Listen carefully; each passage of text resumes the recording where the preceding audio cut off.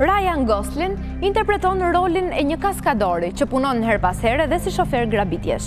Njoja me Irenën dhe me familjen e saj do t'i ndryshoj jetën.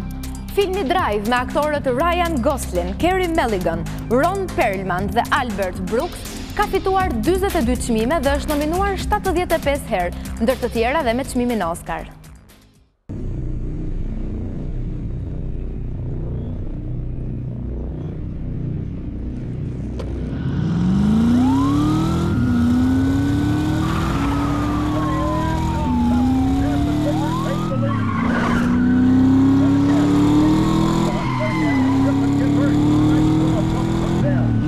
I paguar vetëm për aftësitë e tij në timon. Shoferi, interpretuar nga Ryan Gosling, nuk e konsideron veten një grabitës. Për të udhëtimin me makinë është vetëm një punë që jep të ardhura.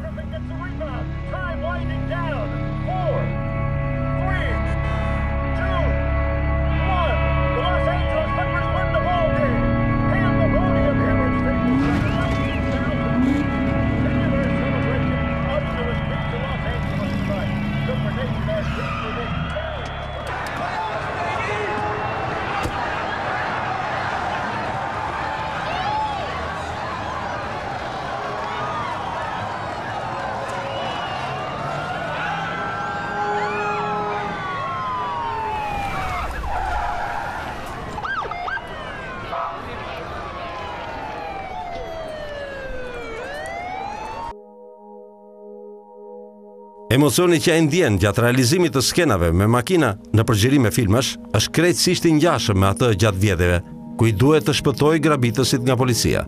Personazhi nuk ka lidhje shpirtërore apo morale me realitetin ku ai jeton. E vetmja kënaqësi që ai ka në jetë është pasioni për makinat e shpejta. Dëshira për adrenalinë shpreh nevojën për të gjetur një kuptim në jetën e tij prej ujku urban. Vetmia dhe mos interesimi për realitetin është një motiv që vjen në kinema nga letërsia. That was fantastic. Just fantastic. Okay. How you doing? You all right? You're good. You're good. That was perfect. Nëse do bënim një paralelizëm midis shoferit dhe ndonjë personazhi në letërsi, padyshim do zgjidhnim të huajin e Camus. Njoja me Irenën do t'i jap kuptim rutinës së tij të përditshme. Miqësia e shoferit me familjen e saj do t'i ndryshojë jetën.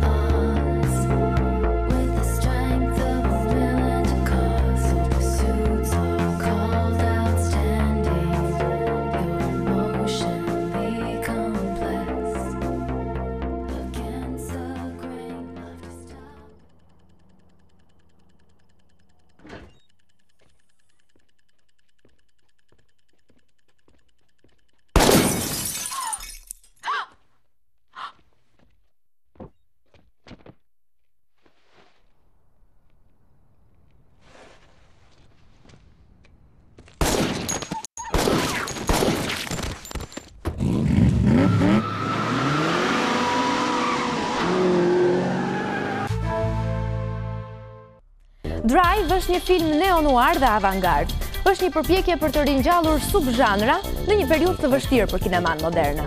Antiheroj, dashuri e ngjizur keq, vlera morale të përmbysura, personazhe që rrezikojnë në emër të dashurisë, një fund i dëshpërueshëm. Këto janë tiparet të këtij zhanri. Ryan Gosling u bë një ndër aktorët më të pëlqyer të vitit shkuar nga performanca e tij në këtë film.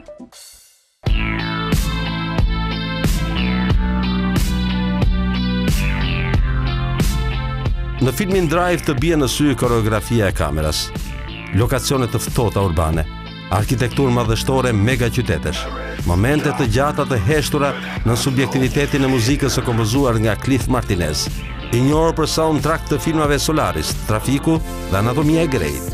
Këtë histori romantike në dukje, regjizori Nicholas Refn e shndron në një zinxhir ngjarjesh të dhunshme, ku çdo skenë është e mbushur me suspens dhe akt.